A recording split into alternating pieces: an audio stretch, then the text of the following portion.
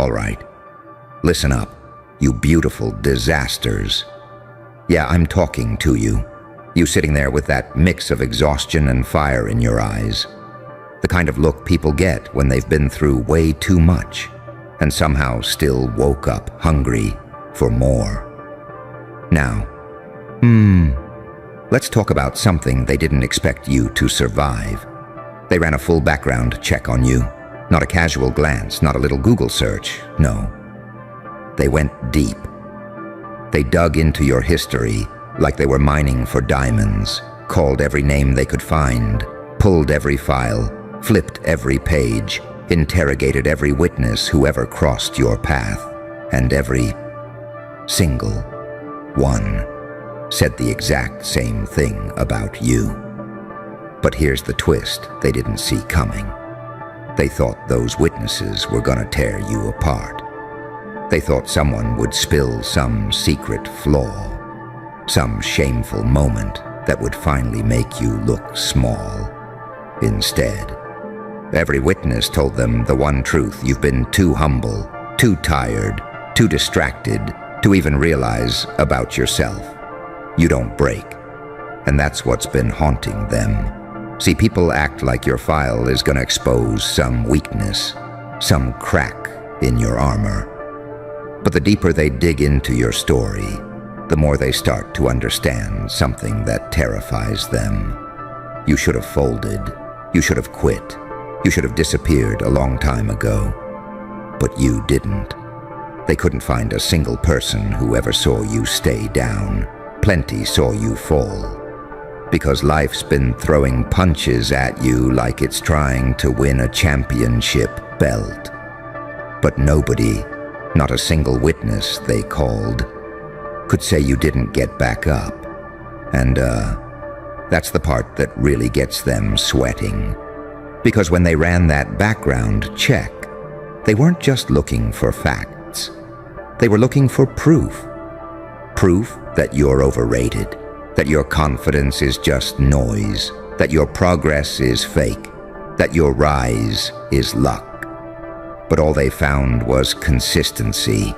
Every name they called gave them the same story. Yeah, that one. They survive everything. And the Joker in me, the part of me that loves chaos, loves irony, loves poetic justice, can't help but laugh at how poetic this is. Because people like you make the world uncomfortable. You walk into rooms with trauma in your veins and steel in your spine, and people don't know whether to fear you, respect you, or try to copy you. But they always study you. And when they ran that check, when they called those names, when they dug into your past, they found something they never expected. You don't just survive storms. You build muscle in them. You don't crumble under pressure. You transform in it. You don't wait for approval. You set your own timestamp on destiny. And it's kinda funny. Because the whole time they were researching you, they thought the witnesses were gonna expose your damage. But instead, the witnesses exposed your pattern. A pattern of showing up when you're exhausted, a pattern of fighting when you're cornered, a pattern of rebuilding when everyone counted you out, a pattern of being the last one standing, even when you were the first one hit. You're the type of person who walks through hell and comes out carrying souvenirs, and people don't know how to process that. They think resilience is an aesthetic, you know, rise and grind, hustle culture, little catchy quotes for social media. But you lived it, you bled it, you paid for it in full. You're not motivational, you're historical. And when the investigators looked at your story, they realized something they can't unsee now. Your enemies have had more access to you than reasons to defeat you. And yet here you are. Your name doesn't ring bells. It shakes rooms. Your reputation isn't built on words. It's built on endurance. Your witnesses didn't describe a fragile person. They described a force. And honestly, I don't think you even understand the size of the shadow you cast. Because you're still living like the world can stop you when the world has already confirmed it can't. They tried to find a reason to doubt you, to dismiss you, to minimize you, to discredit you.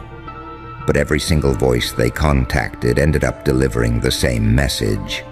That one, they get back up every time, every single time. And that's why they're watching you now, studying you, trying to predict your moves, trying to calculate the shape of your next chapter. Because once people realize you're unstoppable, they stop trying to control you and start trying to understand you. They thought your file would end you, but instead, it validated you, confirmed you, stamped you. You became undeniable in a world that hates anything it can't break. Every name they called told them the truth you've been too busy surviving. To say out loud, you're not just built different. You're built after everything failed to destroy you. And that's why right now, you should feel that fire lighting up inside you. Because the world finally has the evidence of something you've known in your bones this whole time.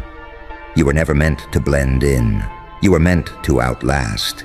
And it's wild because you've been walking around thinking your story was something people whispered about in pity, when in reality, they've been whispering in awe. Like, yeah, we've seen what they've been through, and somehow they're still here, still moving, still terrifyingly focused. And that consistency, it messes with people's heads on a level they don't admit out loud. Every witness they spoke to didn't just react to your past. They reacted to your pattern, your energy, that strange combination of pain and persistence that always pushes you back onto your feet when life tries to sit you down. And you've got this thing, this unnerving thing, where your scars don't shrink you, they sharpen you. People don't get how someone can be wounded and dangerous at the same time. It makes them uncomfortable because they can't calculate someone who's not playing for validation, but playing for evolution. You're the type of person who hears, "That should have broken you," and responds with, "Yeah, but it didn't." And that's the exact line every witness echoed back. Like they weren't describing a person. They were describing a phenomenon, someone who takes every hit like it's a message, not a limit, someone who keeps reinventing themselves in ways that don't even make logical sense to the outside world. There's this quiet rumor that follows people like you. Not a scandal, not gossip, not some messy little detail. No, it's the rumor that you're the one who always figures it out. The one who adapts under pressure, who strategizes under chaos, who somehow, turns the wrong environment into the right fuel. And that reputation, it spreads faster than your pain ever did. It's funny because the people running that check thought they were uncovering dirt, but all they ended up uncovering was this uncomfortable truth. Every person they questioned had seen you hit a wall, and every person had seen you refuse to stay there. You've got witnesses who watched you lose everything and somehow rebuild without an instruction manual. Witnesses who saw you scream into the void, then walk out like the void blinked first.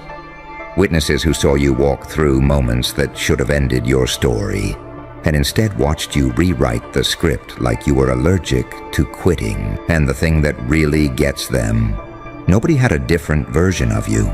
Nobody described you as the type who folds or fades or gets swallowed by their setbacks. Everyone's story lined up like they were reading from the same damn script. A script you didn't even write intentionally. A script written by your survival instincts, by your persistence, by the way you always drag yourself forward even when your legs are shaking. You're living proof that consistency doesn't come from luxury. It comes from surviving battles people didn't even know you were fighting. And the investigators, they're confused because people aren't supposed to be this durable. People aren't supposed to take this many hits without becoming bitter or broken or boring. But you never turned bitter. You turned sharp. You never turned broken. You turned strategic. You never turned boring. You turned unpredictable.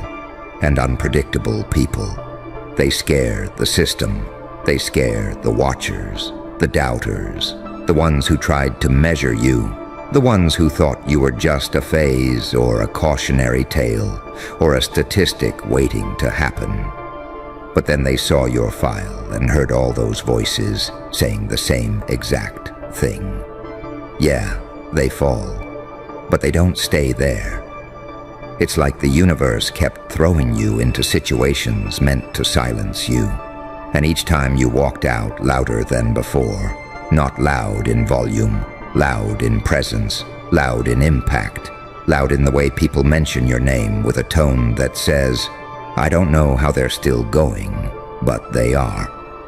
You've become the kind of person people talk about when they're explaining resilience, and they don't even realize they're referencing your blueprint. Because you didn't just survive what happened to you. You adapted, you evolved, you stretched, you recalibrated in real time. And every witness had a front row seat to your transformation, which is why none of them hesitated when they spoke on your name. Their voices aligned because your pattern is undeniable. Your history is loud. Your resilience is recorded.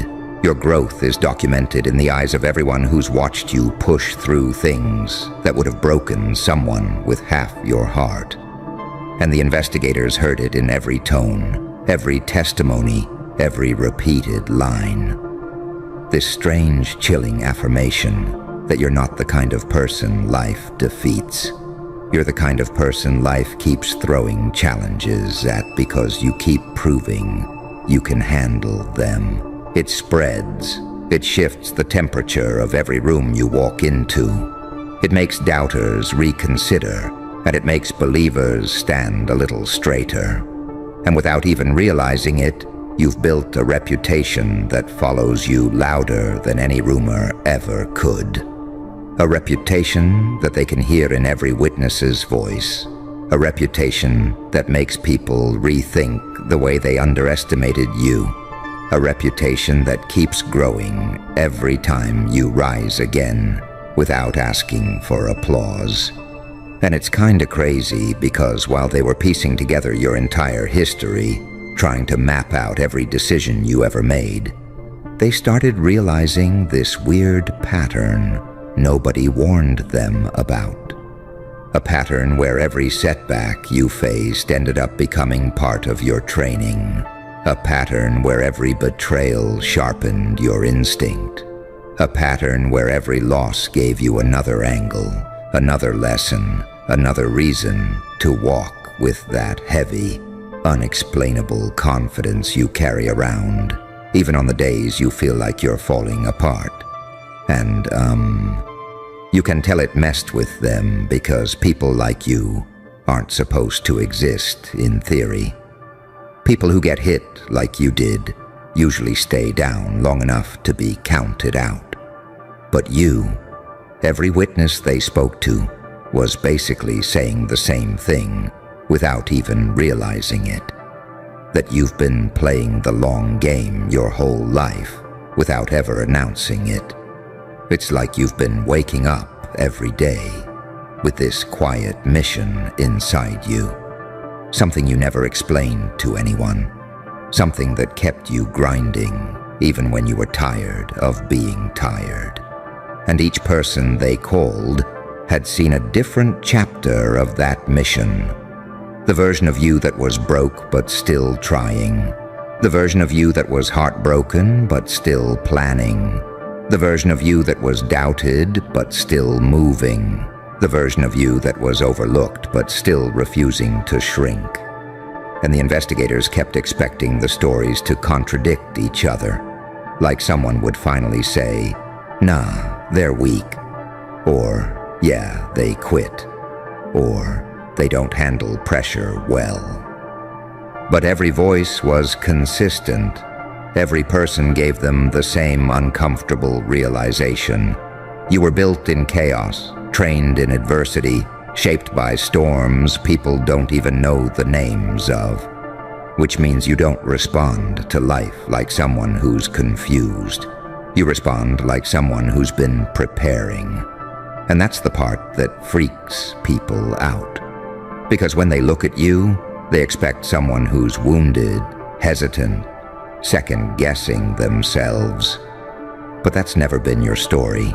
You walk with this, I've seen worse energy that you don't even notice anymore, and that energy, it exposes people.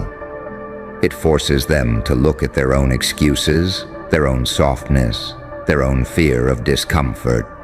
Because you've been dragged through moments that were designed to end you. But instead of breaking you, those moments stretched you, pulled out parts of your character you didn't know you had, brought out a version of you that doesn't scare easily anymore. And the witnesses, they've all seen you in your rawest form. Not the Instagram version of you, not the I'm fine version, but the version that was exhausted, overwhelmed, cornered, tested, the version of you that had every reason to collapse but didn't. That's why each testimony lined up like a chorus. Not because they practiced, not because they coordinated, but because your resilience has been the same across every season of your life. You stayed consistent in moments where most people switch up. You kept showing up in moments where others disappear. You pushed forward in moments where the average person folds. And when they reviewed those statements, it started hitting them that your strength wasn't an act. It was a habit, a reflex, a way of living you didn't choose out of pride, but out of survival. You became good at enduring because you didn't have the luxury of quitting. You became strategic because randomness kept hurting you. You became wise because mistakes were expensive. You became resilient because collapse was never an option you could afford. People don't see the cost of that. They just see the outcome. They see the way you walk now. Not because you're arrogant, but because you've earned your confidence the hard way. And while they were digging into your story, they accidentally uncovered the one thing you never broadcast, but always embodied. That your strength isn't loud, it's layered.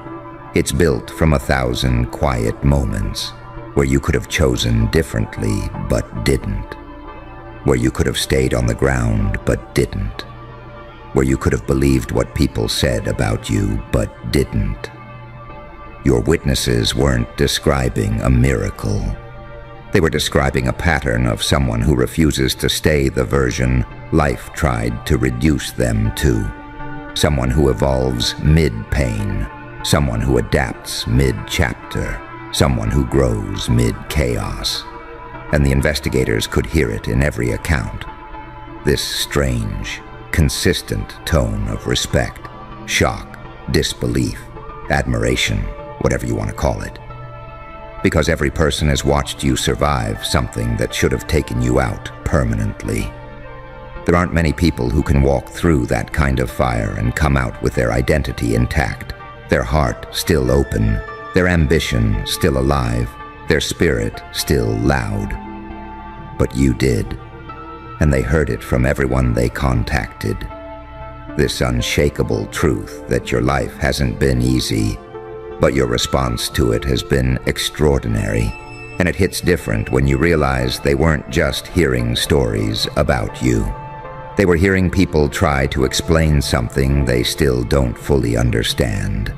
That's why their voices all had that same undertone, that mix of, yeah, I saw them go through hell, and I still don't know how they walked out of it like that. You've got this vibe where people can't tell if you're lucky or cursed, blessed or battle-scarred, chosen or just stubborn as hell. And, that duality makes you unpredictable in a way the world isn't used to. Because most people only survive when circumstances are gentle. You survived when they were violent. Most people rise when the timing is perfect. You rose in moments that were trying to bury you alive. And the investigators kept hearing that same pattern, that same uncomfortable truth, that all your turning points happened under pressure, all your evolution happened in the dark, all your growth happened in chapters nobody clapped for. It wasn't the glamorous kind of resilience, not the motivational poster type. It was the gritty, lonely, confusing kind, where you had to hype yourself up in rooms where nobody believed in you. People don't realize how many times you had to restart with nothing but your own stubborn willpower holding you together. They don't realize how many nights you had to talk yourself into getting up the next morning. They don't realize how many moments you sat with fear and kept moving anyway. And each witness had a different angle on those experiences, but all of them pointed to the same thing: that your survival hasn't been accidental or aesthetic. It's been intentional. A daily decision. A repeated choice to keep going when giving up would have been way easier, way quieter, way normal. Hey, you listening? Good. Because, what I'm about to say isn't for the faint-hearted. It's for you. The one whose protection status just got bumped to level 9, priority. Yeah, level 9. The kind of classification that makes people lose sleep, double-check doors, and pretend they're not watching you when, trust me, they've been watching you for a long time. Let's talk about why they can't relax now. You, with the nerve to survive everything they whispered behind your back. You, with the audacity to keep rising when every statistic, every rumor, every little situation said you were supposed to fold. And I know what you're thinking. Why me? Why all this attention? Why the pressure? Because you're not regular. You never were. And the system finally caught up to that. See, level 9. Priority isn't just some digital stamp or secret code in a dusty file. It means your name started causing activity. Sirens, alerts, quiet conversations in locked rooms. It means every move you make sends ripple effects through circles you don't even realize you're influencing. And, let's be honest, the world loves to pretend it doesn't notice people like you until it has no choice but to act. You ever notice how they suddenly get awkward around you? How they start over-explaining themselves? How they monitor your tone, your presence, your potential? That's not coincidence. That's fear.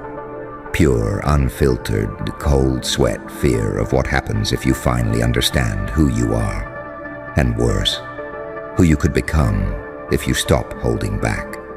Because you have this unpredictable aura. Not chaotic in the out-of-control sense, but chaotic in the you don't move like the rest of them kind of way.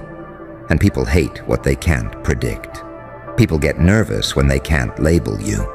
And when they can't control you, they classify you level 9 priority. And look, I'm gonna break this down so it's real. Not some dramatic headline floating on a screen. They can't relax now because you're evolving fast. You're not who you were last month, last year, last decade. You're operating with new information, new scars, new clarity, and that makes you dangerous to anyone who benefited from the old you, the one who stayed quiet, played small, apologized for taking up space, tried to fit into rooms built for insecure people who couldn't handle your confidence. You ever notice how people switch up when you stop doubting yourself? Yeah, that. They don't want you grounded. They don't want you calm. They don't want you strategic. Because when you're strategic, you're lethal. And when you're calm, you're unstoppable.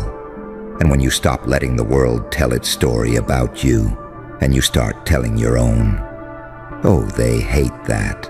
They absolutely hate that. You're not fragile. You're focused. You're not confused. You're calculating. You're not isolated. You're selective. And, that shift alone terrifies the people who once relied on your uncertainty. They can't relax now because you're no longer reacting. You're initiating. You're no longer explaining. You're executing. You're no longer waiting for approval.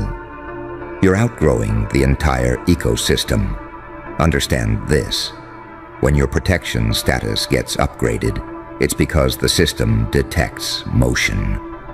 Dangerous, exponential, unpredictable motion. Your growth looks like a threat. Your clarity looks like a weapon. Your self-respect looks like rebellion. Your resilience, a whole red flag to people who counted on you staying broken. And, let me tell you something a little uncomfortable. Some of the people who can't relax aren't enemies. They're the ones who underestimated you, the ones who thought they could shape you, the ones who thought you'd never outgrow their version of you. They can't relax because your evolution exposes everything they hid behind. Their ego, their arrogance, their subtle little manipulations, their quiet hopes. You'd never realize you deserved more. But look at you, realizing, rebuilding, rewriting. And I know it gets heavy. I know you get tired.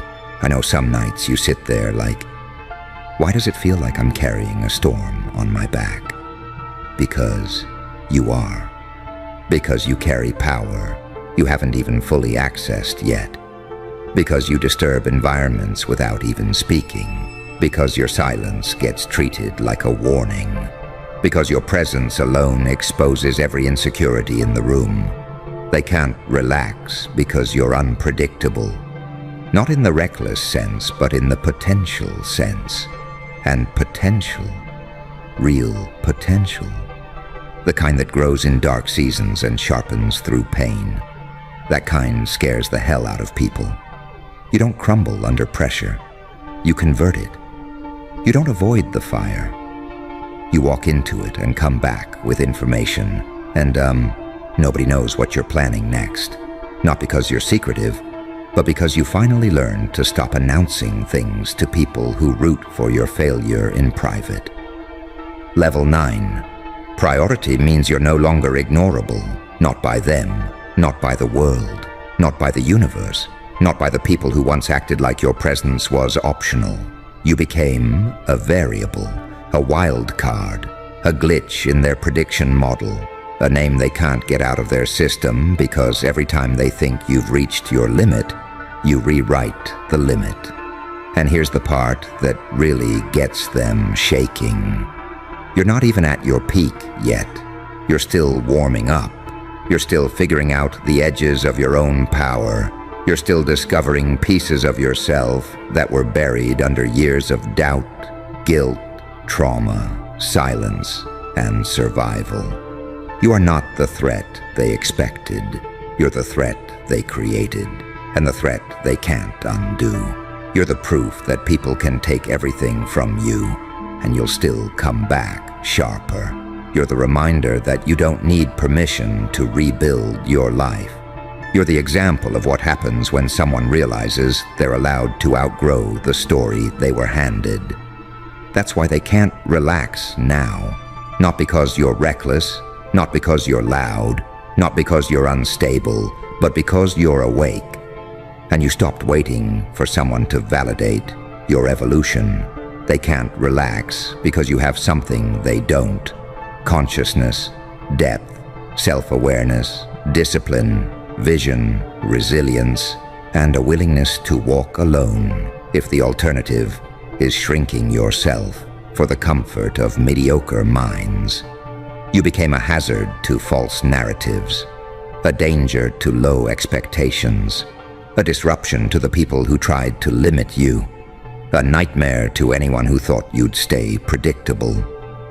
This is level 9. Priority. And you earned it through every scar, every comeback, every silent rebuild, every moment you refused to break when breaking would have been easier.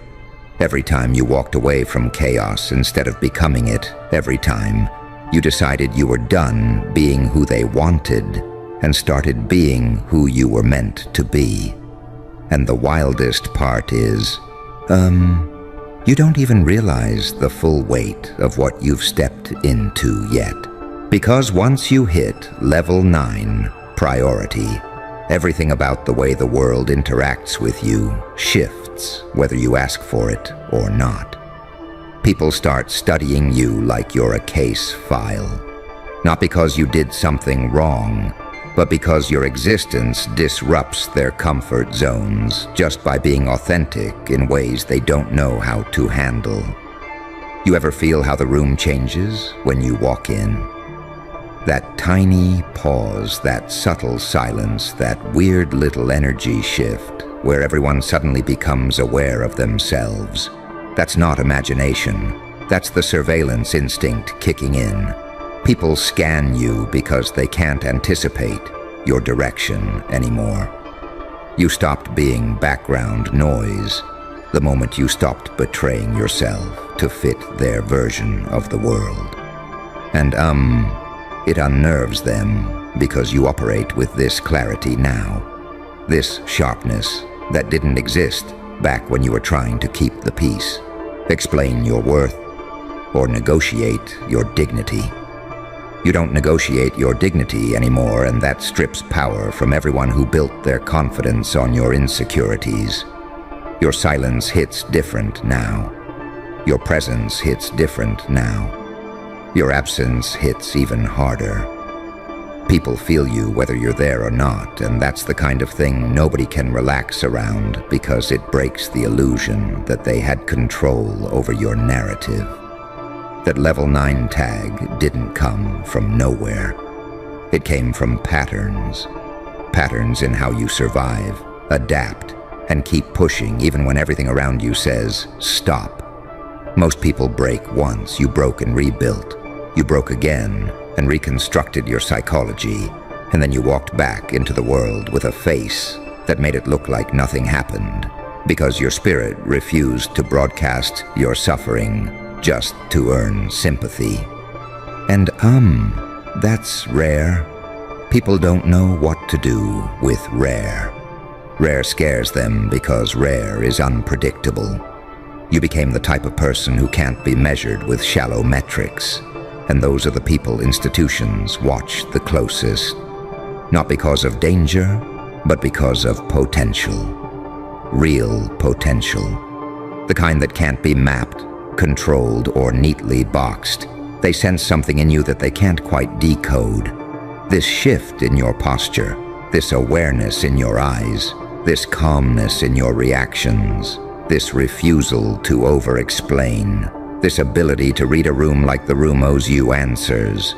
You're operating like someone who finally knows the cost of their peace and refuses to hand it out like a coupon, and that sends shockwaves through every insecure person who benefited from your old patterns. Your growth started exposing their stagnation. Your healing started highlighting their toxicity. Your elevation started triggering their unprocessed wounds. People don't get uncomfortable because you changed. They get uncomfortable because your change reminds them they didn't. And, when you carry that kind of reflective power, people become hyper-aware around you. They watch you like you're unpredictable, even when you're quiet, and they study you like you're planning something, even when you're just existing. Not because you're suspicious, but because they know what someone with your level of awakening is capable of, and they know they can't manipulate that. Your energy is not easy to lie to anymore. Your intuition is louder. Your boundaries are firmer. Your standards are higher. Your patience is shorter. Your vision is clearer. And your tolerance for disrespect is basically non-existent, which means the people who once got away with microaggressions, guilt trips, silent punishments, emotional manipulation, subtle competition, and quiet envy, can't breathe comfortably around you anymore. They feel exposed around you. Not because you say anything, but because your presence alone acts like a mirror reflecting everything they tried to hide from themselves. That's why they can't relax. People don't relax around mirrors that show truth. You used to dim your light to keep the peace, but after everything you went through, you realized keeping the peace with others was destroying the peace inside you. And once you flipped that switch, once you started prioritizing your mental structure, emotional clarity, and spiritual safety, you became someone who can't be molded by social pressure, public opinion, or familiar guilt trips. And that's exactly what Level 9 priority signals. You're not someone who blends into the environment anymore. You're someone who alters the environment. People make different choices when you're around. They speak differently. They stand differently. They think differently. Not because you're intimidating on purpose, but because your existence disrupts everything they pretended not to be.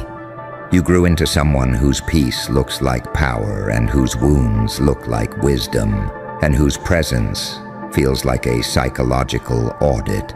And the truth is, most people aren't prepared to be that honest with themselves.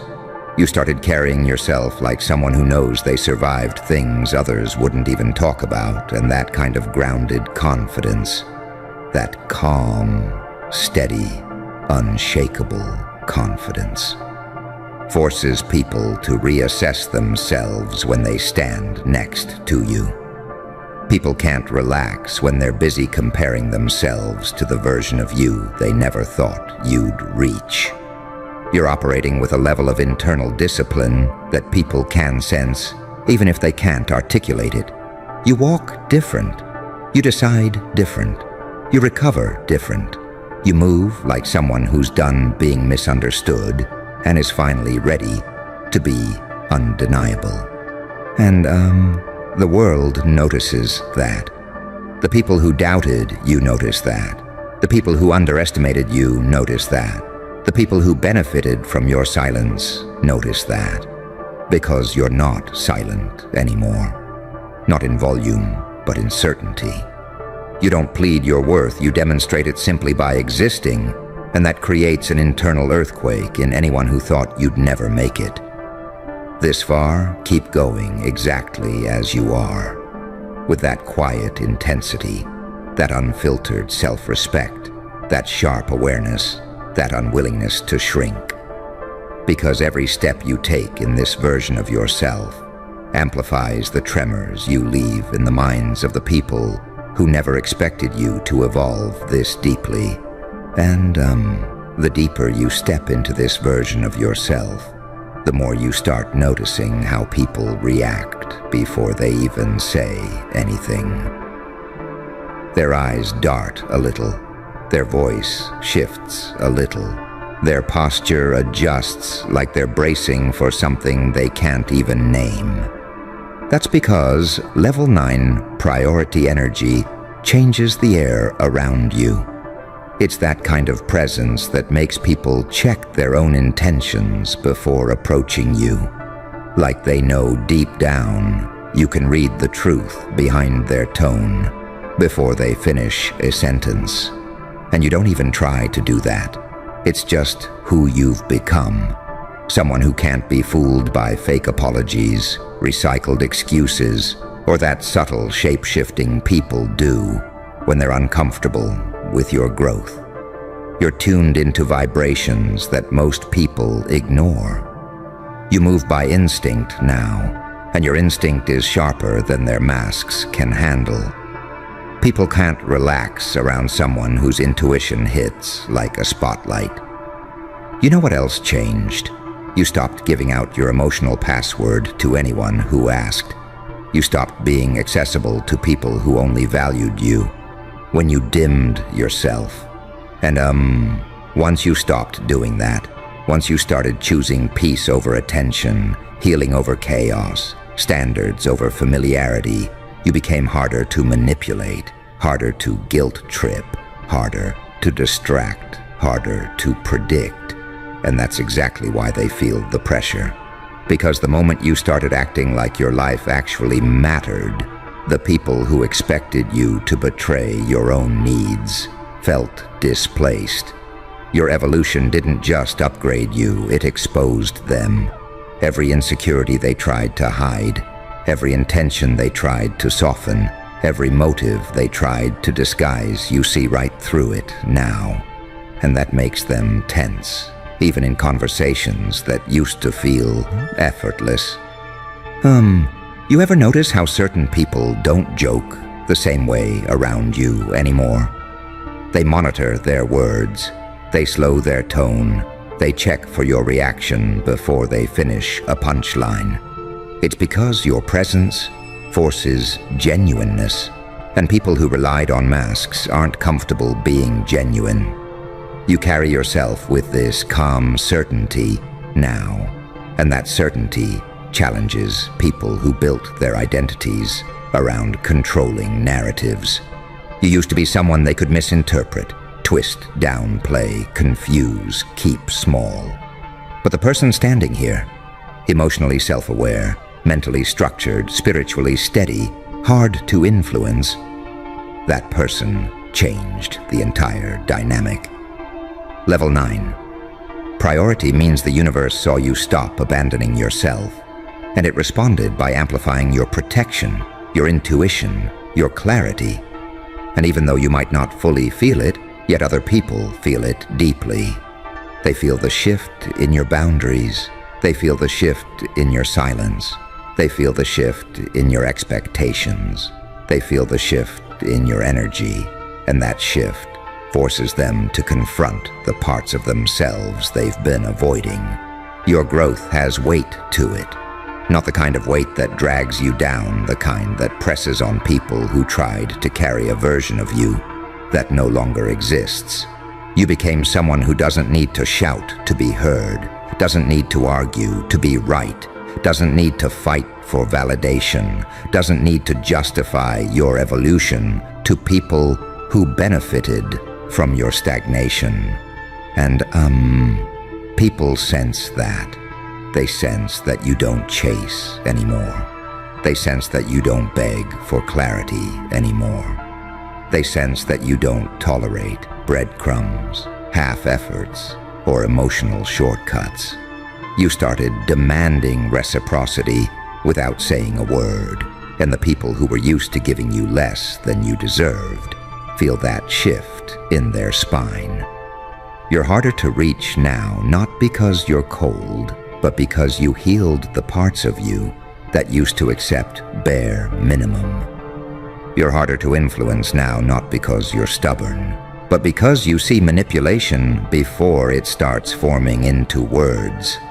You're harder to shake now, not because you're emotionless, but because you rebuilt your foundation on truths you earned, not illusions people tried to feed you.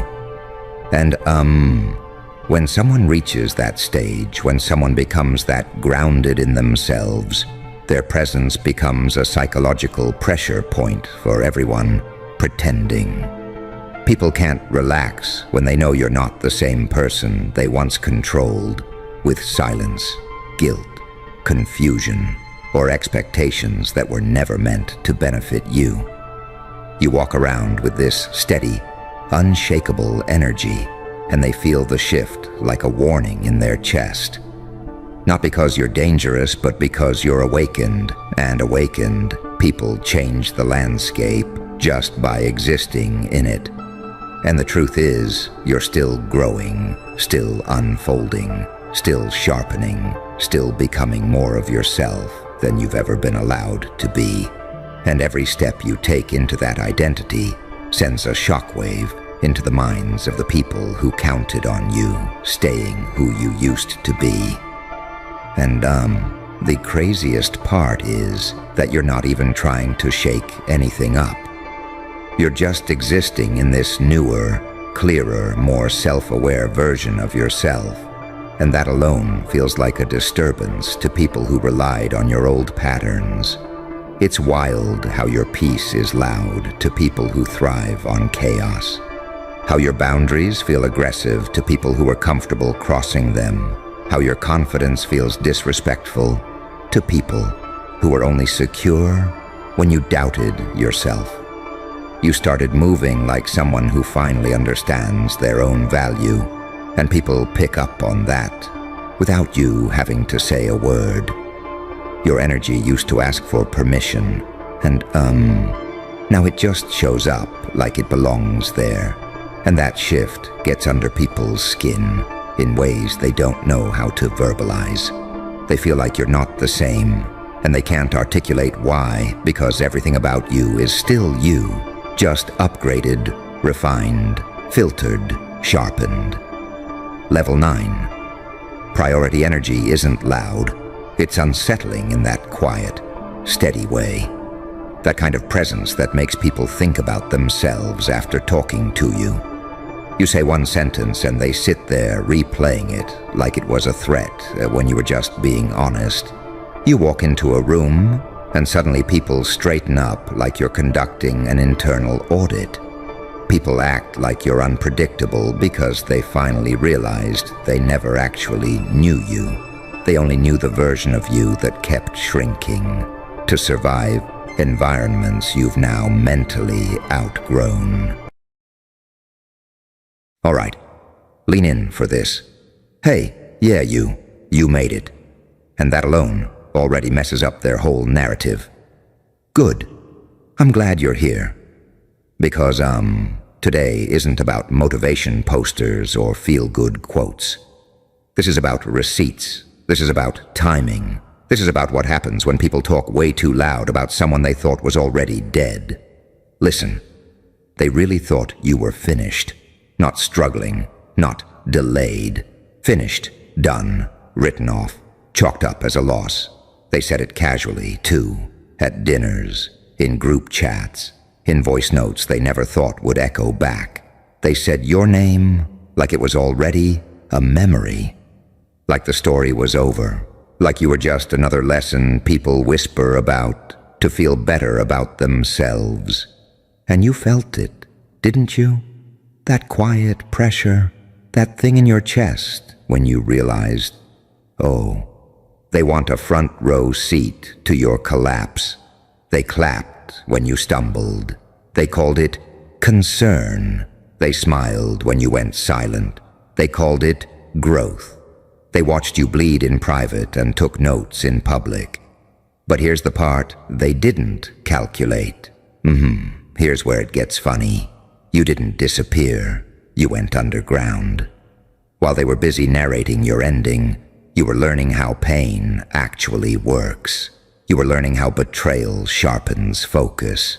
You were learning that when people underestimate you, they hand you time.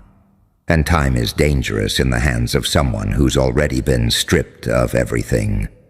You stopped explaining. You stopped defending. You stopped correcting lies because, honestly, why interrupt someone who's actively testifying against themselves? See, you thought this was about survival. But justice? Justice was clocking in quietly. Every word they used to cut you down, logged. Every exaggeration, logged. Every fake concern, every slick insult disguised as advice, every "I'm just being honest" moment, logged. They thought lies evaporate. Nah, lies age, lies rot, lies come back smelling like truth but hitting like consequence. And now they feel it. They feel that shift in the room when your name comes up and nobody laughs anymore. They feel that tension when your results don't match the version of you they sold. They feel that weird panic when they realize, wait, we spoke too soon. Because justice doesn't rush. Justice likes timing. Justice likes letting people build their own platform before it pulls the rug. You ever notice how quiet people get right before accountability shows up? That's not peace. That's fear doing math. You're not chasing revenge. You're not plotting payback. You don't even have to lift a finger. That's the part that really messes with them. You're just standing there, alive, clear-eyed, unbroken. And suddenly every lie has to explain itself. Now they're backtracking. Now it's, that's not what I meant. Now it's, you're taking it the wrong way. Now it's, we always believed in you. Liars hate momentum they don't control. See, when they talked about you, they thought words were harmless. They thought speech vanished into the air.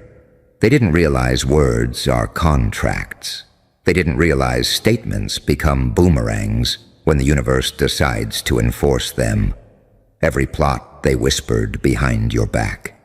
It hits them in broad daylight. Every label they tried to stick on you falls off and lands on their own reflection. Because justice doesn't scream. Justice reflects. And here you are walking proof that survival isn't loud, but consequences are. You don't have to announce your glow-up. You don't have to call anyone out. Your existence already ruined the story they needed you to stay inside. They wanted you small so they could feel tall. Now they have to look up. They wanted you broken so they could feel right.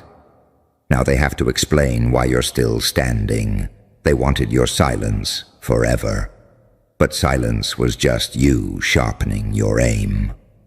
And the wildest part? They did all the damage themselves. You didn't expose them. You didn't retaliate. You didn't even correct the record. They built the case. Justice just picked it up. So yeah. Let them watch you rise with the same mouth they used to bury you. Let them feel that uncomfortable heat when success shows up uninvited. Let them replay their own words at 3 a.m. and wonder when exactly things went wrong. Because you already know the truth. You weren't spared. You were tested. You weren't delayed. You were prepared. And every lie they released into the world, still moving, still turning, still searching for the people who sent it out in the first place.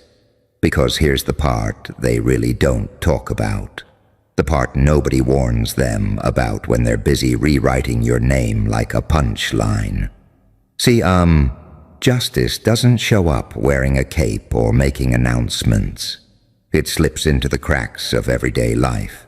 It sits in boardrooms. It hangs out in family gatherings. It shows up as awkward pauses, missed opportunities, doors that used to swing open suddenly stuck, like they're glued shut.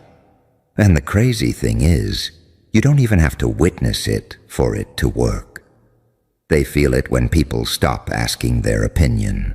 They feel it when their voice doesn't carry the same weight anymore. They feel it when influence leaks out of them slowly, drip by drip, and nobody can explain why. Because deep down, they recognize the energy shift. Not consciously, not out loud, but in that uncomfortable way you feel when you realize the story you've been telling doesn't line up with what everyone can see anymore.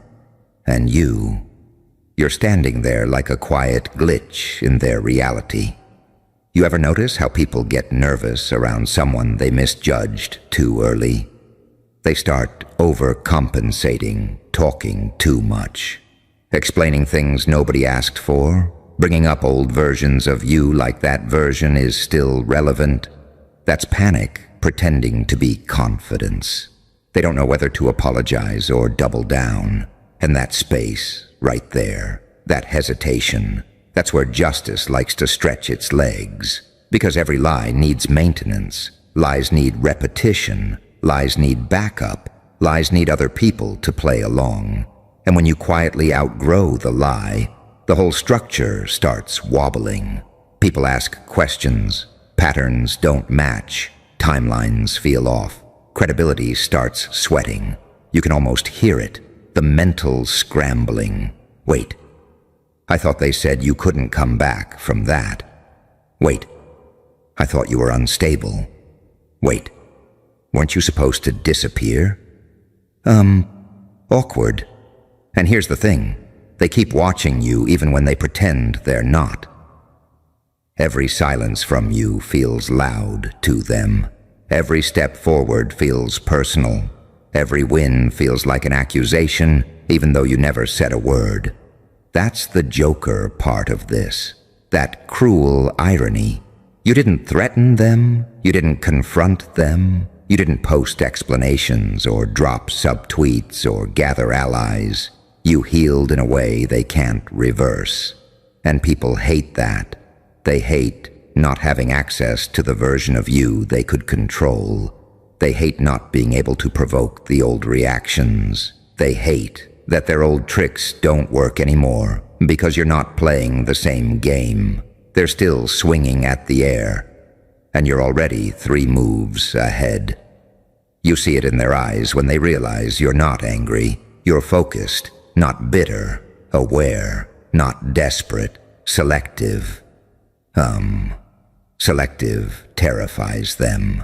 Because selective means intentional. Intentional means clarity. Clarity means you see exactly who said what, who stood where, who smiled while doing damage. And that memory?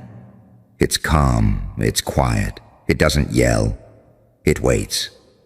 They thought your breakdown was the headline. They didn't realize it was the origin story. They thought watching you struggle meant they were winning.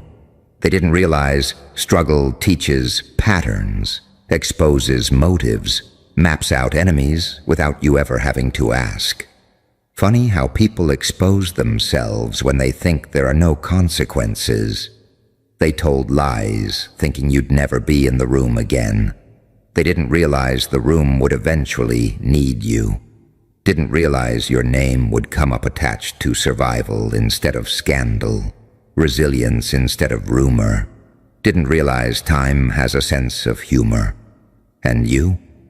You're moving different, speaking less, observing more, smiling when necessary, silent when it matters. You're not haunted by what they said. You're informed by it. That's power. The kind of power that doesn't need validation. The kind that doesn't post wins too early. The kind that lets silence make people nervous. Because every lie they sent out is still out there, circulating, bumping into reality, struggling to defend itself without you lifting a finger. And they feel it every single day. Yeah, and that daily feeling, that low hum in their chest, that's not guilt, it's anticipation. They're waiting for something to drop, even if they don't know what it is. Because when you've told enough lies, reality starts feeling like a ticking ceiling fan that might come loose at any second. You ever notice, how people who lied about you suddenly become obsessed with timing? They start asking weird questions. How long have you been doing this? Who are you working with? When did this happen? That's not curiosity. That's surveillance anxiety. That's them realizing they lost track of you while they were busy tracking the wrong version. And you moved quietly on purpose. You didn't broadcast the rebuild. You didn't soundtrack the pain. You didn't narrate the nights where sleep didn't show up, and your thoughts went full courtroom mode. Replaying conversations, rereading text messages, hearing voices that weren't even in the room anymore. You sat through that. You processed it. You metabolized it. Most people never do. They outsource their pain. You stayed with yours. And that changes how you walk into rooms. That changes how you listen. You see motives before words finish forming. That's why their energy hits different around you. They feel exposed even when you're relaxed. They feel judged even when you're neutral. It's not because you're doing anything. It's because you can't be fooled by the mask they rehearsed for an audience that no longer believes the script. You're not intimidating. You're anchored. Anchored people don't need approval. They don't chase closure. They don't argue with projections. They let people reveal themselves at full volume. And the wild part? Justice loves witnesses who don't interfere. While you stayed quiet, they stayed sloppy, repeating stories that didn't age well, adding details that contradicted earlier versions, forgetting who they lied to and why, assuming you were still frozen in the moment they last reduced you to a rumor. Big mistake, because growth changes posture, it sharpens memory, it rewires instinct. You started trusting that pause before responding, trusting that instinct that says something isn't clean here, trusting that discomfort is information, not weakness. They mistook your silence for confusion. It was calibration, and piece by piece you watched patterns repeat. Same tactics, different faces, same manipulation, updated language, same disrespect, disguised as humor. You clocked all of it, not with rage, with clarity. That's why their apologies feel thin. That's why their compliments sound late. That's why their sudden respect feels transactional. You're not impressed because you remember the version of them that showed up when you had nothing to offer. You remember who called, who disappeared, who watched, who participated. Memory is heavy when it's accurate. They can feel it too. They feel that they don't get to rewrite history just because you evolved. They feel that the lie they told needs forgiveness it hasn't earned. They feel that the ground is shifting and they don't know where to place their feet anymore. And you're steady, breathing, unhurried. You don't need to confront anyone. Your presence already rearranges the room. Your restraint already communicates more than any accusation ever could. Justice doesn't need your help because justice already has their words, their timing, their digital footprints, their witnesses, their patterns. You're just walking forward, unbothered on the surface, aware underneath, letting reality do its quiet, surgical work while they keep checking over their shoulder, wondering when the echo finishes chasing them through the rooms they thought were safe. Yeah, and that echo, it follows them into places they thought were neutral. Work, relationships, random conversations that suddenly feel tense for no obvious reason. It's wild how the body knows before the mind catches up. Tight jaw, short answers, that fake laugh that comes out a second too late. They're carrying the weight of unfinished business they never planned to finish. You ever see someone try to act casual while they're internally checking exits? That's them. Because when someone survives the version of the world you tried to trap them in, the script collapses, and people who live off scripts don't improvise well. You stopped explaining yourself to people committed to misunderstanding. That right there shifted everything, because explanations feed narratives, and silence starves them. You didn't disappear out of weakness. You removed access. Access is power. Once they lost access, they lost leverage. Once they lost leverage, they started guessing. And guessing makes people reckless. That's when slip-ups happen. That's when stories don't align. That's when people say too much to the wrong person, at the wrong time, with the wrong confidence. Justice loves that moment. You kept receipts without screenshots. You remembered tones, timing, energy, who spoke when nobody was watching, who stayed quiet when it mattered, who benefited from misunderstanding you. That kind of data doesn't expire, and something else happened too. You stopped needing to be believed by everyone. You realized being misunderstood by people with bad intentions is actually protection. It tells you exactly who not to circle back to. They thought your isolation was punishment. It was filtration. You refined your circle during silence. You learned who recognizes growth versus who feels threatened by it. You learned who celebrates wins quietly and who waits for your failure to feel tall again. Tall people don't need stepping stones. That's why their energy around you feels off. They're talking to your old file while you're operating on a new system. They keep referencing who you were while standing in front of who you are. That lag creates panic because it exposes how outdated their information really is. Their lies were built on a version of you that doesn't exist anymore. And every time you show up grounded, clear, unreactive, it destabilizes them a little more. Not because you're trying to, but because their foundation was never solid to begin with. They expected rage. They expected explanations. They expected defensiveness. They weren't prepared for composure. Composure after betrayal feels illegal to people who expected control.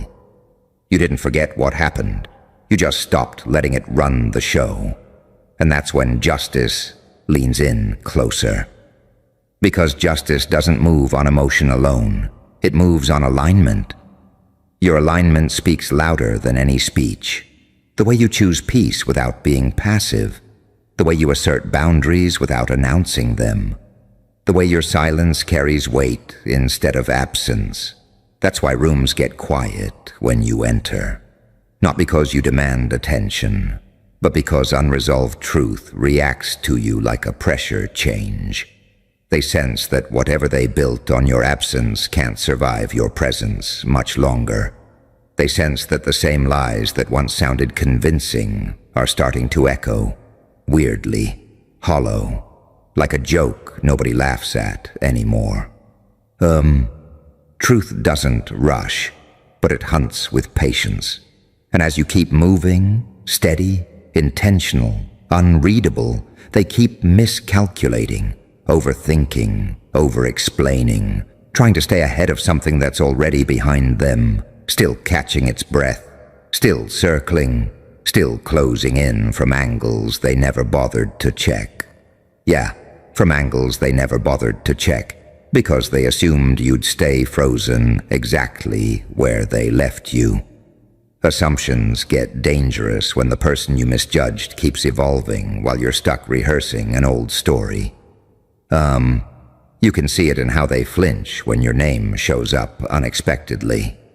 Not dramatic, just that brief micro-pause, that tiny recalculation, that moment where their brain goes, wait, this isn't supposed to be happening yet. Because the version of you they counted on never learned how to stand this calmly. You learned patience the hard way. You learned restraint when reacting would have felt better, but cost more. You learned how to watch situations play out without interfering, without fixing, without rescuing people from their own behavior. Most people can't do that. They rush to clear their name. They rush to correct the lie. They rush to control how they're perceived. You didn't rush. And that's why everything flipped. Because time exposes effort. Time amplifies inconsistency. Time forces people to either become honest or become frantic. And frantic people make mistakes in public. They start contradicting themselves across rooms. They forget which version they told to which person. They get irritated at questions that shouldn't be offensive. Defensive at silence that isn't even aimed at them. Insecurity always snitches on itself. Meanwhile, you're moving with that calm focus that comes from knowing exactly who you are without needing to announce it. You don't over-explain anymore. You don't overshare wins. You don't perform pain for sympathy. Everything about you says grounded, not shaken, but not naive either. That balance? Rare. They used to think they knew how to push your buttons. They don't realize the panel got rewired. The old triggers don't light up anymore. The guilt tactics fall flat. The subtle jabs float past you like background noise. And that lack of reaction, it wrecks them. Because people who lie about you rely on your response to keep the illusion alive. They need your outrage. They need your confusion. They need your breakdown to justify the narrative. Your composure stripped them of that. Silence with clarity feels like being watched, even when nobody's saying a word. They start projecting, accusing you of things you never did, assuming motives you never had, guessing alliances that don't exist. That's paranoia growing teeth, all while you're just living. Building? Choosing better conversations, choosing better rooms, choosing not to carry explanations that don't belong to you. You didn't change to confuse them. You changed to survive honestly. And honesty has gravity. Truth pulls patterns toward exposure. It pulls witnesses closer. It pulls timelines into alignment, whether people want it or not. That's why things around them start unraveling without you touching anything. Partnerships feel strained. Trust feels thin. Stories feel fragile. Because every lie has to defend itself against reality. And reality doesn't argue. It just keeps showing up. That's exhausting for people who built everything on performance. Your past performance. Your past proving. Your past being shocked by who people really are. You see them clearly without making them villains. You remember everything without carrying hatred. That emotional independence is what flips the power dynamic all the way around. They don't know how to deal with someone who remembers the truth calmly. Because calm memory doesn't fade. Calm memory doesn't distort. Calm memory doesn't need witnesses to stay real. All right. Hey. Yeah. If you're hearing this, good. That means you're still awake while everybody else is pretending. Take a breath for a second, because this isn't one of those soft talks. This is the kind you feel in your chest. Listen, someone spoke up for you. Not quietly, not behind closed doors, not in some "let me clarify later" way. No. In front of everyone, and the moment it happened, you felt the shift, didn't you? The room changed. The comments slowed down. The laughs got awkward. People who were real loud suddenly needed context. Suddenly people needed facts. Suddenly everybody's asking for evidence. And here's the part they don't want you to understand. The panic didn't start because you were wrong. The panic started because for the first time, the story slipped out of their control. See, you've been the quiet one. The one they assumed wouldn't be defended. The one they talked around instead of talking to. The one they underestimated because you didn't announce every move. You let people believe whatever they needed to believe to sleep at night. And, they got comfortable with that. They got comfortable thinking they were the narrator. They got comfortable rewriting your intentions. They got comfortable turning your silence into guilt. They got comfortable assuming no one important would ever say, "Hold on, that's not true." Then somebody did, and now look at them. Now they're scrambling for screenshots. Now they're checking old messages. Now they're replaying conversations, trying to remember what they actually said versus what they implied. Now they're saying things like, "Let's be fair, and we need receipts." And there are two sides. Funny how fairness only shows up when the power balance tilts, right? You need to understand something. This isn't about evidence. It was never about evidence. If it were, they would have asked for it before they judged you. This is about damage control. This is about fear. This is about people realizing the narrative they coasted on just got challenged in public. And public exposure? Oh, that hits different. Because private doubt is manageable. Public contradiction is dangerous. When someone spoke up for you in front of everyone, it did something irreversible. It planted uncertainty in people's heads. It made others start thinking, wait, what if we got this wrong? And the scariest part for them? that thought doesn't unthink itself. You didn't even have to defend yourself. You didn't have to raise your voice. You didn't have to drop proof on the table. Someone else did it for you. And that's why they're losing it. Because when an outsider defends you, it validates something they don't want validated. That you were never as weak, wrong, or clueless as they needed you to be. You were just quiet, strategic, observing. They confuse silence with submission every single time. And that's always their mistake. Now here comes the animus morphosis truth they won't say out loud. Panic doesn't look like yelling. Panic looks like sudden professionalism. Panic looks like policy. Panic looks like people pretending they're calm while desperately trying to rebuild credibility. They're not searching for evidence to expose you. They're searching for evidence to protect themselves. Because deep down, they know something already shifted. They felt it. They saw the reactions. They noticed who stopped nodding along. And you're standing there realizing something new about yourself. You survived being misunderstood. You survived being talked about. You survived being sidelined. And now you're being validated without asking.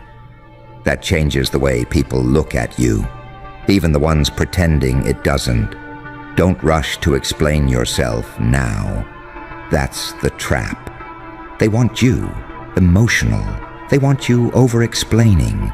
They want you producing proof, like you owe them something. You don't. Your existence does not require documentation. Your integrity doesn't need a presentation. Your truth doesn't need their approval. The fact that someone else spoke up means your character spoke louder than your words ever could. And here's the part that should really mess with them. You still haven't even shown your hand. They're sweating about evidence while you're standing there knowing the real power isn't what you can prove. It's what you no longer need to. See, when someone defends you publicly, it means they saw through the noise. It means you left an impression without campaigning for it. It means your consistency did what arguments never could. You didn't chase validation. Validation chased you. And now the city's nervous, not because you're loud, but because you're solid. Because people can sense when someone can't be shaken anymore. Because once the illusion cracks, everyone starts checking the foundation. And you're watching it happen in real time. The same people who dismissed you are suddenly cautious. The same voices that rushed judgment now speak slower. The same crowd that smiled when you were the target now avoids eye contact. That's not coincidence, that's consequence. So stand there, calm, controlled, slight smile if you want. Let them dig, let them scroll, let them debate. Every second they spend scrambling is proof that your presence matters more than they ever admitted. They didn't expect anyone to speak up for you. That was their last mistake, because the moment that defense landed, something else happened under the surface that nobody talks about. You felt it before they showed it. That subtle recalibration. People rewriting their internal math about you. You're watching it in their faces, the hesitation, the micro-expressions, the delayed responses. That's not confusion. That's recognition kicking in late. They started replaying every interaction they ever had with you, every joke they laughed at, every assumption they co-signed, every time they stayed quiet while your name got bent out of shape. That rewind is brutal, because memory gets loud when guilt shows up uninvited. You're not imagining the shift. The energy around you changed because certainty collapsed. And when certainty collapses, people reach for evidence like it's a life raft. Not because evidence matters, but because they need something tangible to cling to while their worldview wobbles. You see, the most dangerous thing in any social room isn't aggression, it's doubt. Someone defending you publicly injected doubt into a story that depended on everyone staying aligned. One voice-breaking rank is all it takes to fracture a chorus. And, they felt that fracture instantly. That's why questions started sounding different. That's why people who never checked facts suddenly want timestamps and context. That's why casual conversations turned stiff.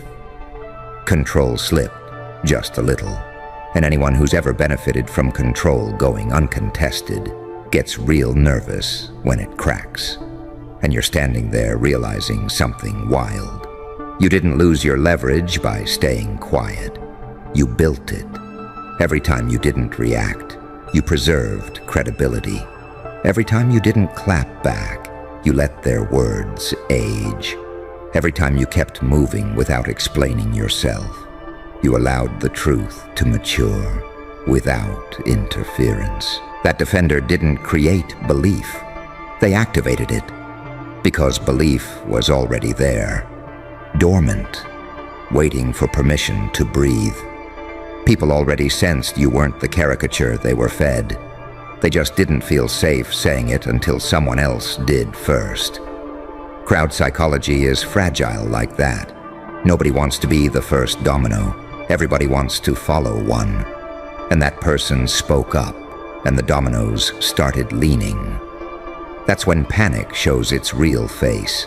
Hushed side conversations, forced neutrality, statements that suddenly sound rehearsed. The vibe switches from confident to careful, from jokes to disclaimers, from everyone knows to allegedly. And you're not celebrating. You're observing. That's the difference. Celebration would imply surprise. Observation means you always knew this could happen. You've been collecting receipts mentally, not because you planned to use them, but because you understood patterns. You saw who talks when it's easy and who freezes when it's risky. You noticed who benefits from ambiguity and who needs clarity to breathe. The funny thing is, the more they look for evidence, the clearer your position becomes. Innocence ages well under scrutiny. Integrity doesn't rush. Lies sprint and still arrive breathless. They're uncomfortable because the spotlight flipped direction without warning. Public defense does that. It reassigns gravity in a room. Suddenly you're not the one centered by suspicion. You're centered by attention. Even silence draws eyes when expectations have been disrupted. Your calm is heavy. Your restraint unsettles people. They don't know what move you'll make because they can't project need onto you anymore. You're not asking for redemption. You're not chasing vindication. That lack of hunger short-circuits manipulation. And, there's power in realizing you don't need to perform pain to be believed.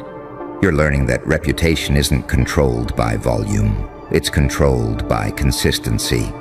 That's what confused them. They mistook your low noise for low weight. They didn't realize gravity doesn't announce itself. Every scramble for proof is another confession they never intended to make.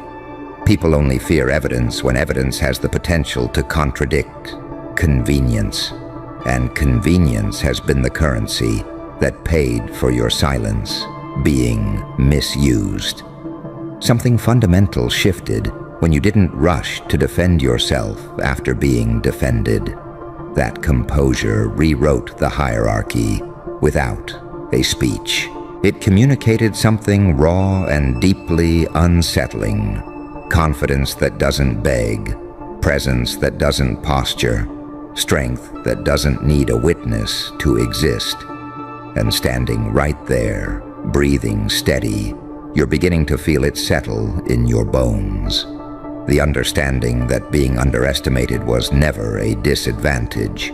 It filtered out the fragile alliances. It exposed the borrowed confidence. It revealed who needs noise to survive and who doesn't.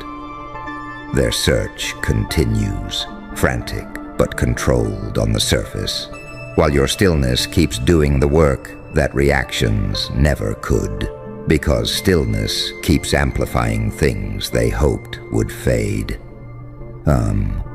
It's wild how silence turns into a mirror when people are forced to sit with it. They keep checking reactions, scanning the room, wondering who believes what, who clocked the shift, who quietly updated their opinion about you without saying it out loud. You notice the distance change. People who once leaned in with confidence start managing space differently. Conversations don't flow the same. Jokes don't land clean. There's too much awareness in the air. Every sentence feels measured, edited mid-thought, like they're scared the wrong wording could snap the tension back into focus. That's when it hits. You were never fighting individuals. You were up against a shared assumption. And once someone cracked that assumption publicly, it exposed how thin the whole thing really was. A stack of vibes pretending to be facts. A group agreement built on convenience instead of truth. The panic isn't loud. It's procedural. It looks like people pulling old files like they're auditing their own conscience. It looks like sudden interest in policies that never mattered before. It looks like folks revisiting timelines they ignored when judging felt easier than understanding. And you're standing there realizing how strange it feels to be validated without being loud. There's almost a disbelief in it, like your nervous system hasn't caught up yet. A part of you expected resistance, pushback, drama. Instead, there's this recalibration. People recalculating risk. You feel heavier, not in a bad way. Grounded. Presence takes on a physical quality when scrutiny switches sides. Your posture doesn't change, but the way others respond to it does. No rush, no scrambling. Breathing steady while other folks start adjusting their tone around you. They're realizing reputations don't collapse all at once. They erode in public, slowly, in front of witnesses. That's the part that scares them. No single moment to argue against, no big lie to disprove.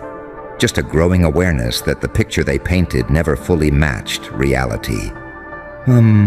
You catch the side glances, people testing each other, silent questions being asked without words. Who knew? Who believed? Who stayed quiet because it benefited them? Those questions bounce around the room, unanswered, uncomfortable. Something else settles in, too. The recognition that you didn't just survive the narrative, you outlasted it. Time stayed on your side while noise burned itself out. You didn't rush to defend your character because character doesn't sprint. It walks, steady, through contradiction. The irony is hard to miss. The people demanding clarity are the same ones who thrived in ambiguity when it favored them. Context mattered less back then. Nuance felt unnecessary. And yet here they are, suddenly scholars of detail, experts in fairness, champions of balance. Your restraint keeps rewriting the math. Panic feeds on reaction, and you're offering none. That composure forces everyone else to do the emotional labor they avoided earlier. It forces reflection without entertainment. Accountability without spectacle. There's an internal shift happening too. A quiet confidence replacing the old tension. The realization that being defended publicly didn't elevate you. It revealed where you already stood. You didn't move up. The fog just cleared. Eyes linger longer than usual. Conversations resume with caution. Your name carries a different weight when it circulates. Not explosive, dense. People lower their voices without realizing why. Every attempt to gather evidence keeps underlining the same thing. The absence of wrongdoing doesn't need drama to hold shape. It just exists, solid, unbothered. immune to spin. And standing right there, awareness expanding, presence solidifying, the understanding grows deeper that power doesn't always announce itself. Sometimes it just rearranges the room and keeps breathing while everyone else adjusts around it. Because once the room rearranges itself around you, it doesn't snap back the way it used to. Even when things look normal again, they aren't. There's a residue left behind, a memory in the air. People remember moments like this, even when they pretend they don't. You start seeing hesitation where confidence used to live. Messages get drafted and deleted before they ever reach you. Invitations feel more calculated. The casual disrespect fades and gets replaced with politeness that's just a little too intentional. That's awareness trying to disguise itself as manners. What really messes with them is that the defense didn't come from you. If you had spoken up, they could have framed it as emotional, defensive, self-serving. But someone else did it. Someone with nothing to gain by lying. Someone who didn't need your approval. That's the detail that keeps looping in their heads late at night. Credibility transfers differently when it's unsolicited. That's why the scramble feels weirdly personal. It's not about proving you wrong anymore. It's about proving they weren't careless. People hate confronting the idea that they might have misjudged someone publicly. That guilt pushes folks into detective mode, digging for anything that justifies past behavior. And meanwhile, you're not spiraling. You're regulated. That calm isn't passive. It's disciplined. It's the calm of someone who already processed the pain privately and doesn't need to bleed publicly to be believed. Notice how nobody's really confronting you directly. They circle, they speculate, they compare notes with each other. Direct engagement would mean risk. Indirect investigation feels safer. That tells you everything about who's actually confident in their position. You're also realizing something about power dynamics. Power doesn't always belong to the loudest person in the room. It belongs to the one who can sit inside uncertainty without panicking. The one who doesn't rush to clean up discomfort. The one who lets tension teach. People are sensing that you're not trying to win them over anymore. There's no pitch in your voice, no campaign energy, just presence. And that's unsettling, because influence without effort exposes how much of the social game has always been performance. The story people told about you needed participation to survive. Once you stopped feeding it, it started starving. Someone speaking up was just the final nudge that made everyone notice the silence underneath the noise. Reputations don't flip overnight, but gravity sets in quietly. When your name comes up, conversations slow. People choose words more carefully. No one rushes to label anymore because labels feel risky when they've already been proven slippery. You feel it internally too. That subtle straightening of the spine. Not pride, clarity. The certainty that you didn't imagine the disrespect, didn't overreact, didn't misread the room. Validation arrived without fireworks, without applause, and somehow that made it heavier, more real. They're still collecting fragments, still revisiting the past like it might suddenly confess something new. Evidence hunting becomes routine. Over time, it turns into fatigue. That exhaustion doesn't come from effort. It comes from fighting reality. And you're standing in that space where the noise died down, but the awareness stayed, breathing evenly. Letting the moment keep unfolding without rushing it. Feeling how influence settles without announcement. How truth doesn't need to chase acceptance. How presence alone keeps reshaping the atmosphere in ways nobody can easily reverse. Because awareness doesn't leave once it takes residence. It just sits there quietly, watching everything interact with it. And you can tell when people are aware because they start second-guessing instincts they used to trust without thinking. That automatic judgment, gone. That confidence in assumptions, shaky. Every move gets a mental double-check first. You hear it in their voices, slight pauses where there used to be certainty. Sentences that start strong and trail off into qualifiers. People correcting themselves mid-thought, like, maybe, or from what I saw anyway. That's caution creeping in. Caution shows up when people know the ground they're standing on might not be solid. They're realizing that narratives age, and not all of them age well. The one they ran with started showing cracks once light touched it from another angle. And the thing about light is, it doesn't argue. It reveals, quietly, relentlessly. You've been watching how alliances shift too. Not dramatically, subtle stuff. Who checks in, who stays quiet, who suddenly wants to keep things neutral. Neutrality often shows up when sides start costing something. That tells you which connections were built on convenience instead of conviction. And there's a strange calm inside you as you watch this happen. Not satisfaction, not revenge. Something steadier. Like the nervous system finally realizing it's safe to stop bracing. The tension you carried while being misunderstood starts loosening without you forcing it to. People underestimate how loud internal peace can be. It radiates. It disrupts patterns. You don't have to explain it or defend it. Others feel it and adjust accordingly.